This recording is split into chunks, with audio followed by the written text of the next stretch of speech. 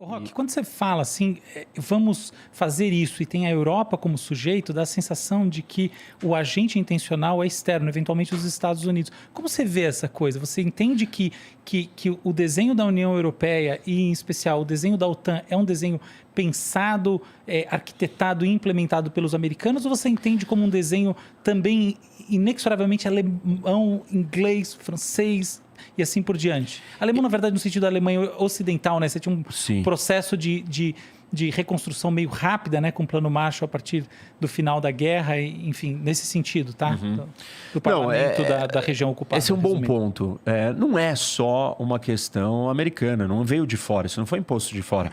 Eles experimentaram a destruição máxima. Eles estavam saturados da guerra. Inclusive, tem teorias que explicam que você só chega na paz depois que você passa pela guerra. E tem um provérbio romano muito conhecido que diz o seguinte: se queres a paz, prepara a guerra. Por quê? A guerra, ela contém as sementes da destruição, da sua própria destruição. A própria guerra. Isso. Se você deixar a guerra seguir o seu ciclo natural, eventualmente chegaremos à paz. Como? Ou pela vitória de um dos lados e a derrota completa do outro. E essa vitória pode ser até o extermínio de alguém. Mas, ao longo da história, nós chegamos na paz desse jeito. Um dos lados venceu.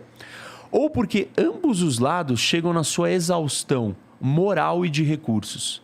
Moral, eu digo no sentido motivacional, disposto a morrer, a lutar. Então, e é interessante essa teoria porque ela diz que a própria guerra ela leva a um ciclo total de maturação onde ela termina na paz.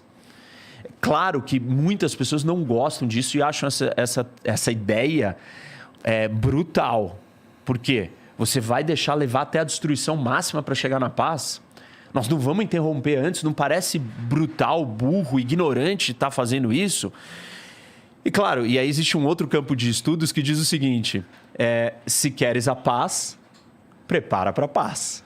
Contrário ao provérbio romano. Se vas passem para bellum, que é em latim do outro, e se vas passem para passem. Tem também, eu queria até que você comentasse, eu sei, a gente está ainda dentro de um parênteses, né, que vai levar você a comentar o papel da intencionalidade europeia. Não deixa eu me perder. Tá bom, mas já que você tocou nesse ponto, esse ponto é muito interessante, e eu acho que tem uma alternativa, uma interpretação que hoje em dia ela está bastante forte desse provérbio, que é a seguinte: você encontra a paz se preparando para a guerra, não porque você vai efetivamente às vias de fato, como você está sugerindo aí, mas porque você cria um estado de inibição de ataques. E a inibição mútua de ataques segura a guerra, que foi o princípio que norteou a Guerra Fria. Queria que você comentasse essa outra visão aí, como você vê ela. A bomba atômica é uma das principais ferramentas para a paz. Nesse sentido, nessa leitura. Ela está totalmente dentro dessa lógica. E a lógica primordial dessa ideia nasce desse provérbio romano. De que um dos lados da explicação do provérbio romano é o que eu estava comentando sobre o ciclo de maturação e exaustão da guerra. O outro é esse, que a guerra ela serve como um inibidor. Ou você estar pronto para o ataque, você vai dissuadir o outro de vir te atacar.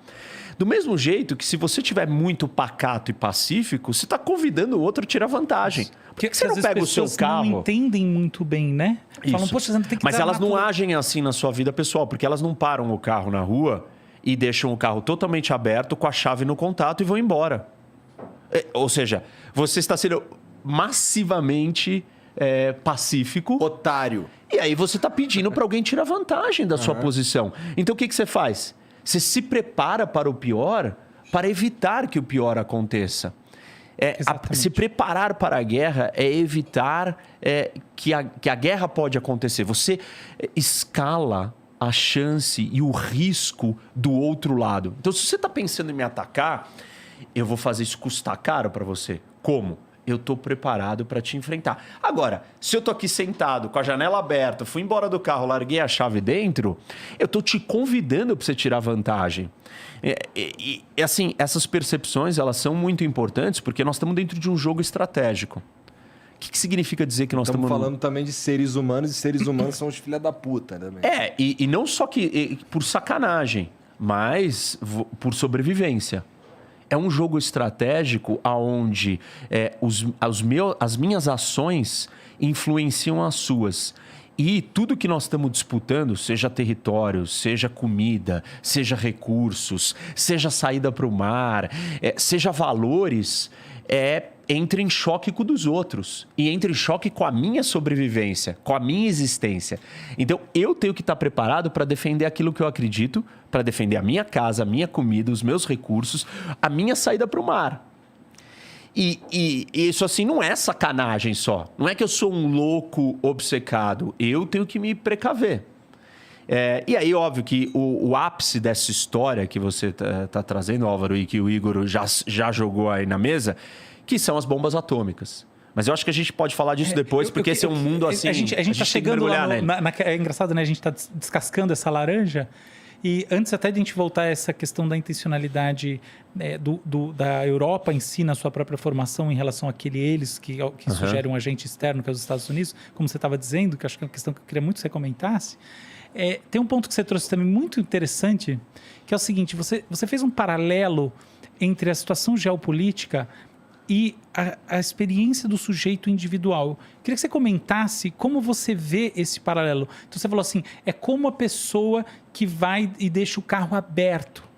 Como você vê esse paralelo? Ele existe ou foi só uma figura de linguagem passageira? Não, ele existe. Só que o problema é que as pessoas, o ser humano, o indivíduo, ele tem uma dificuldade absurda de extrapolação. Ou seja, o comportamento dele no dia a dia é de um jeito. Mas se você vira para ele e fala assim, olha o comportamento do Igor, ele já não consegue. Que é o mesmo nível de análise. É indivíduo com indivíduo, só que já é fora dele, fora da cabeça dele, fora da realidade dele, você já não consegue transpor para o outro. Imagina se a gente vai colocando isso em níveis de análises maiores, ou em escala maior. Porque qual é a escala que eu estou usando aqui? De países. De um jogo de poder ou de um jogo de sobrevivência do tabuleiro mais alto do mundo. Eu estou falando da sobrevivência ou da manutenção do seu bem material, que é o seu carro, que é na escala pequena, na sua escala individual. Então, isso realmente, os comportamentos, eles são uma réplica, até porque um Estado é um conjunto de indivíduos. É exatamente aí que eu queria chegar. Você acredita que o Estado é a soma dos indivíduos ou tipo como Durkheim, como enfim, uma série de cientistas sociais falavam no século XIX, começo do século XX, existe algo a mais que emerge disso que não são só os indivíduos? Então, como você vê pode até existir esse algo a mais, o orgânico, essa estrutura maior que toma vida por conta própria, mas ela é uma réplica humana. Ela é um espelho humano, ela tem as dinâmicas de interação do jogo humano. As decisões são feitas por humanos. Isso, né? E assim, a dinâmica é a mesma. Que dinâmica que eu estou falando? Vamos traduzir para o bem claro. Medo, honra, valores, escassez, perigo, segurança, sobrevivência. São essas palavras que ditam a nossa dia a dia pessoal, elas ditam cada país. Mas não existe entre os países assim uma política da boa vizinhança, no sentido, a OTAN, ela foi criada, como a gente estava conversando aqui, na época do final da Segunda Guerra Mundial, para conter ali a União Soviética e tal. Cara, já faz maior tempão que não tem mais União Soviética e a OTAN não para de expandir. Isso. Né? Então, assim, eu não consigo ver a OTAN também como o bom moço da história. Eles parecem ser meio filha da puta de querer, por exemplo, pegar a Ucrânia como aliado. Me parece um pouco de... Eles estão tentando impor à Rússia ali como é que eu vou dizer essa porra? Sei lá, é como se eles estivessem entrando ali no território que é de influência russa, porra. Não dá pra eles ficarem aqui, pá, só com isso aqui já não dá pra conter o que eles acham que é uma ameaça e tudo mais. Eles precisam de fato. Esse ponto que você está trazendo é muito importante. E assim, eu vou trazer você para dentro de um mundo de uma lente de olhar o mundo para você entender, porque para minha resposta fazer sentido. Tem uma teoria das relações internacionais que diz o seguinte: o mundo é anárquico. Uhum. Essa é a visão dos realistas. E os realistas explicam que o mundo é anárquico. Eu acho isso lindo, para ser sincero. Beleza. E o que significa ser anárquico? Significa que não tem regras. cada um faz o que quer. E quando cada um faz o que quer, se você decidir pegar o celular dele, você pode. O que vai impedir dele pegar o seu celular? Isso. Então, você só depende de si mesmo para sobreviver e para ter segurança. O que você precisa fazer, então? Você precisa ser forte. Mas não tem um acordo precisa ser de poderosa. cavalheiros para impedir esse tipo de Mas, filha da meu, putagem?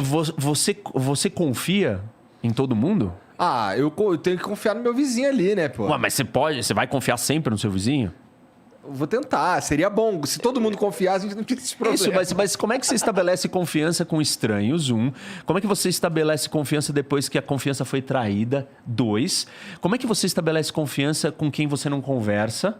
3. Porque assim, tipo, não é uma conversa entre o Reni e o Igor.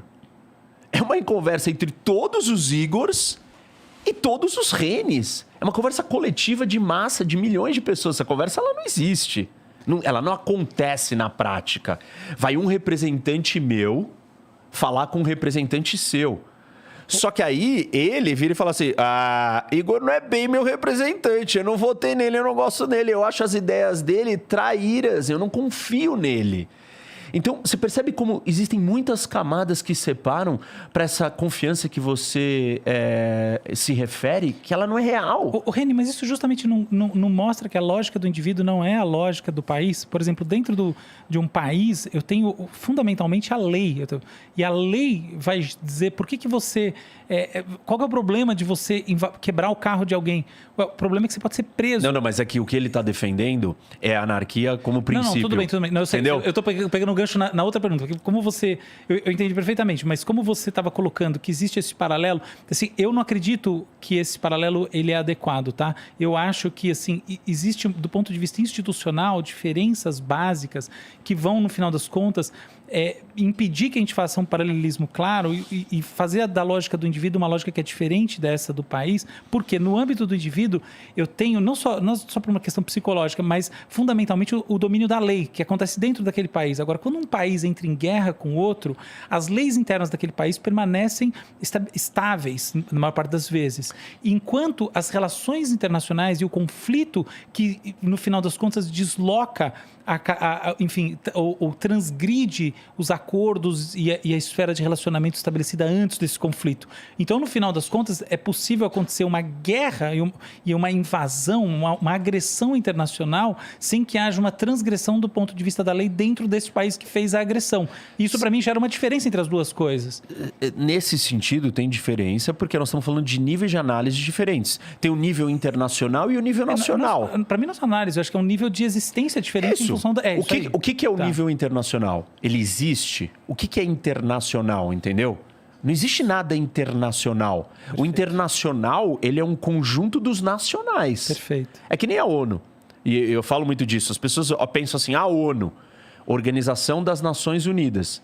Quando a gente fala em ONU, elas pensam assim, imagina que todos esses objetos aqui na mesa são países. E a ONU está aqui, a ONU é isso. Não, a ONU é o quê? A ONU é a mesa, claro. É o conjunto de todos os outros. Então, claro, essa discussão ela é complexa e filosófica. Tem gente que vai falar, não, existe o mundo internacional. Mas dentro da visão realista, os realistas vão falar assim, não, existem os países. Todos eles são soberanos, ou seja, autônomos. Você é dono do seu nariz e você manda na sua vida e ninguém vai chegar perto de você. Por isso que é anárquico, porque aí cada um vai fazer o que quiser. Mas eu tenho que voltar para a questão da anarquia, porque ela tem um problema na sua essência de pensamento, no sentido de você virar e falar assim... Tá bom, eu vou ser forte e eu vou me proteger dele roubar meu celular, ou dele pegar meu celular, ou dele dizer, minha filha precisa de um celular porque ela tá com uma doença e eu vou usar o seu celular. Você fala, não, mas agora eu tenho que cuidar da minha filha, eu preciso do meu celular para mim. Não. E ele é mais forte, ele vai lá e pega o seu celular. Porque não é só em situações absurdas de, tipo, ele quer roubar o seu celular. E pode ser que ele precise do seu celular. E aí, quem tem prioridade? Aí você fala assim, não, tá bom, eu vou ser mais forte então. Eu vou segurar o meu celular e ele não vai tomar. Só que aí nós criamos um mundo... onde só o mais forte consegue o que quer. E mais do que isso, em que as pessoas gastam muita energia disputando recursos de maneira irracional, né? Também, mas é o grande problema, pior do que isso, se eu der todo esse poder pro mais forte, eu, que sou um mediano nessa briga de forças, também vou ser ameaçado. Então eu vou me juntar com os mais fracos e falar assim, é um perigo e uma ameaça a existência de alguém muito forte. E aí os países se juntam e fazem um fenômeno que a gente chama de equilíbrio de poder, que mantém um equilíbrio no mundo. Porque se alguém começa a ficar muito forte, o que acontece com os outros? Quando você está jogando War, e todo mundo aqui já jogou War, quando tem um dos jogadores que começa a conquistar muita coisa, o que acontece naturalmente no jogo de War? Todo mundo se junta pra fuder o cara. Por quê? Pra ele não ganhar o jogo, pô. Porque ele vai ficar muito poderoso e ele vai dominar o mundo. Então, existe um movimento natural de equilíbrio do sistema. Isso é no nível sistêmico. Isso daqui não é o país, não é o líder. É natural da sobrevivência do ser humano virar e falar assim, olha, nós não podemos deixar ele ser tão forte, porque ele vai se voltar contra mim. Ah, mas eu não confio nele?